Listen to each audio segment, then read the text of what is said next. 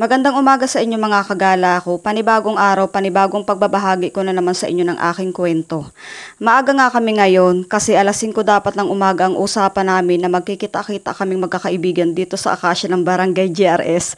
Pero sus ko, mag-aalis na ng umaga ay wala pa rin sila. Kaya naman nakaisip muna kami mag-agahan ng lugaw dito kay Ate Mercy.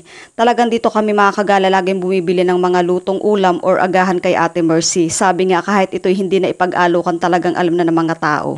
Pagkatapos nga namin mag-agahan ay tuloy-tuloy na rin kaming umusad papuntang waiting shade ng Barangay Sinuknipan kasi nandito ng iba naming mga kasama at ayan parang mag-motorcade na naman kami. Hanggang sa makarating na kami sa Barangay Pamplona.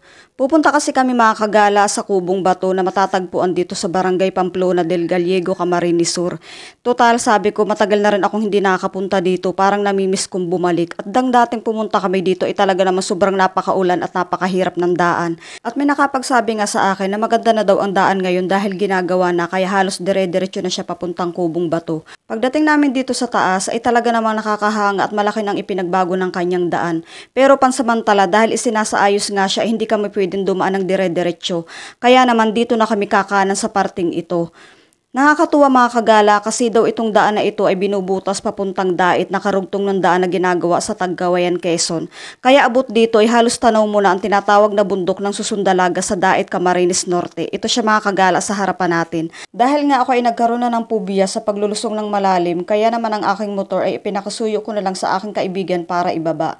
At tingnan nyo naman hindi naman halatang siya ay nag-i-enjoy talaga. Halos malayo na ang narating ng aming mga kasama at malamang nandun na sila pero kami ito sa daan patuloy na ini-enjoy ang mga bawat nakikita naming magaganda. Simula sa sentro ng Barangay Pamplona ay halos may 30 minutes din ang aming binuno at sa wakas nandito na kami. May nakasabay kami si Kuya, siya daw ay magtatanim ng mga niyog dito sa Kubong Bato. Nandito na nga ang aming mga kasama na kanina pang naghihintay sa amin. Ang sabi namin ay ini-enjoy pa namin ang daan kaya ngayon lang kami nakarating. Karamihan sa aking mga kasama ay halos first time lang nila na dito ay makarating. Kaya naman sabi ko, kaway-kaway naman para sa pagod ng tagumpay, para sa pagbumotor sa daan at may kunti-kunting baba at paglalakad kapag mahirap na ang dadaanan. Welcome mga kagala dito sa Kubong Bato na matatagpuan sa Barangay Pamplona del Gallego, Camarines Sur. Marami talaga mga kagala ang naghahagad makarating dito. Kaya nga lang talagang sobrang napakalayo pero sabi nga kung talagang gugustuhin mo walang imposible. Naging isang palaisipan sa akin kung bakit kaya siya tinawag na Kubong Bato. Siguro marahil sa napakalaking bato talaga niya mga kagala na akala mo siya isang kubo na kalaki. At sa ilalim naman ay napakalamig kaya pwedeng-pwede ka magpahinga. Kaya siguro ganun kasimple na tinawag siyang Kubong Bato kasi pwede siyang pahingahan. May gruto din dito mga kagala kasi pagdating ng mahal na araw ay marami ding umaakyat dito para magnilay-nilay. Makalipas ang ilang sandali na pananatili namin dito ay nagpasya na rin kaming bumaba at nauna na ulit ang aming mga kasama.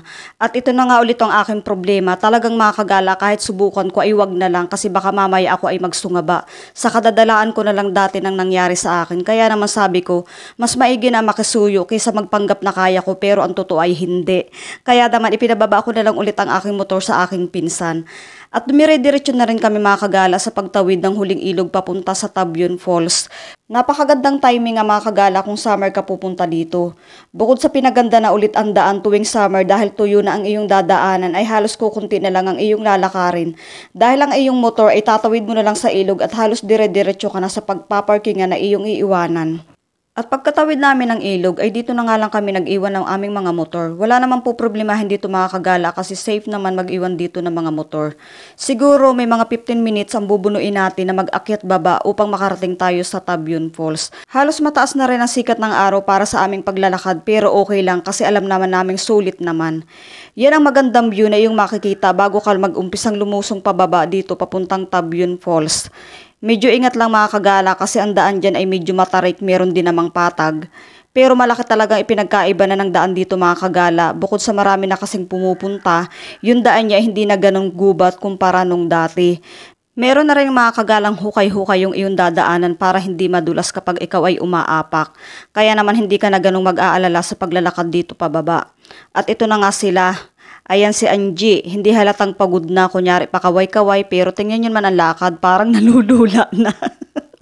Kanina pa nga ako mga kagala natatawa sa kanila ni Iglin kasi ang ingay-ingay nila sa daan. Yung ingay na alam ko namang nililimang lang nila ang kanilang mga sarili para iwas pagod at para iwas inip.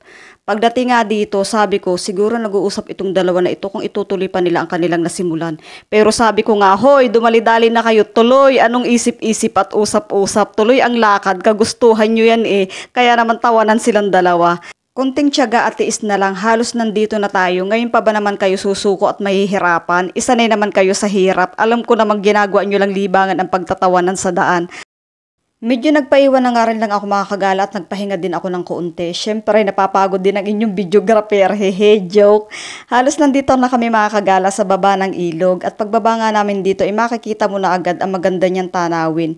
Pero yun nga lang ang nakakalungkot. Marami pa rin talaga mga pasaway na nag-iiwan ng basura. Kaya naman, namulot na lang muna kami ng namulot na mga kalat na mga basurang iniwan nila. Grabe mga kagala, talagang napakaraming kalat. Grabe sila. Sana naman wag ganyan kasi napakaganda ng lugar.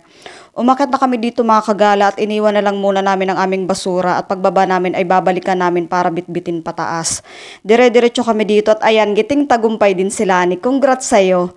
Naghahanda na rin si kuya para mag-ihaw ng dala naming isda pero ito talagang abot-abot pa rin ang basura na aming makikita. Sana naman po sa mga pumupunta dito ay wag naman kayong ganyan. Malinis yung pinuntahan, malinis yung dinatnan. Sana naman wag nyong iiwanan ng kalat. Kung patuloy tayong mag-iiwan dito ng kalat ng ating mga basura, hindi na tayo magtataka kung bakit baka isang araw ay hindi na tayo payagang pumunta dito.